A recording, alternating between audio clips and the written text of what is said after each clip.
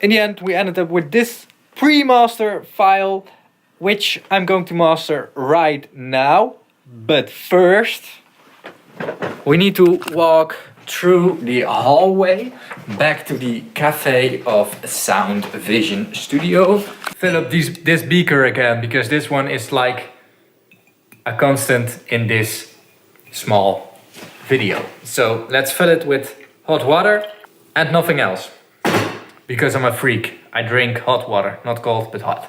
And there's no conspiracy theory behind that. It's just that I drink hot water and not cold. So here's how I'm planning to do the mastering.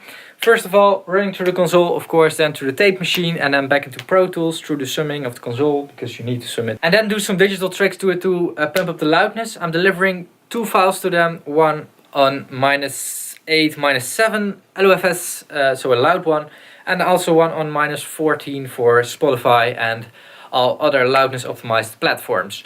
The number one thing I want to do with the mastering is give it more air, because that's what is lacking the most right now. And the interesting thing is, if you compare this acoustic music with electronic music, is that you need a lot more high frequencies to gain in the mastering and in the mix than with electronic music, because I think that microphones and acoustic instruments don't produce enough high frequencies. It's also interesting that in acoustic music you can hear the quality of the EQ much better than on a electronic production. So I really need to use the ANTs or the Neumann W495 things to up the highs. If I do it with a FET filter or something, it will sound harsh and shitty and not really good to the ears. So let's turn on the tape machine. But there's no power button. Oh, wait. There it is. There is, however, one button that it really doesn't have. It's the noise button. Doesn't have one. It produces noise and I cannot turn it off. And I hate it. But on the other hand, the sound is pretty good. So I have to deal with that.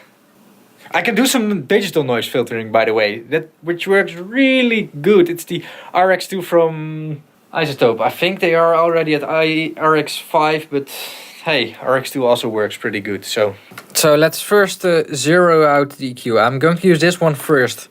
This one is a bit more mellow in type of sound. This is a bit more harsh, and I think that using this EQ is going to clash with the hi-hat in the production, because that one is a bit harsh already. So let's first try this one. This one has a shelf low and a shelf high frequency EQ and a parametric with a Q factor. This is the Q factor button in the mids. While this one is like 3 times parametric. So mid, high and low are parametric, and also 3 Q factors you can choose. It also has a cool high pass filter, but that thing only starts at 50 Hertz. So that's not like really handy. And one more important thing while we are EQing this thing is we need to compare it with their other track I did, because we want the same EQ curve. So we want the sound character and the sound color to sound almost the same. So if they're going to release it on Spotify or something, that people can listen to their next track, that it not is completely different in type of sound color and sound character.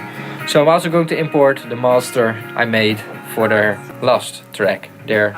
Okay, so what I've noticed is that I really need to clean the heads of the tape machine, because the highs are doing a bit weird thing. Let's see if we can. Yeah, definitely needs a bit of cleaning. Yeah, so that's what I think is wrong. I'll clean the heads before I write the mix through Pro Tools and record it back. And really a few seconds before I do that, because then I know for sure that the heads are clean in the correct recording. Yeah.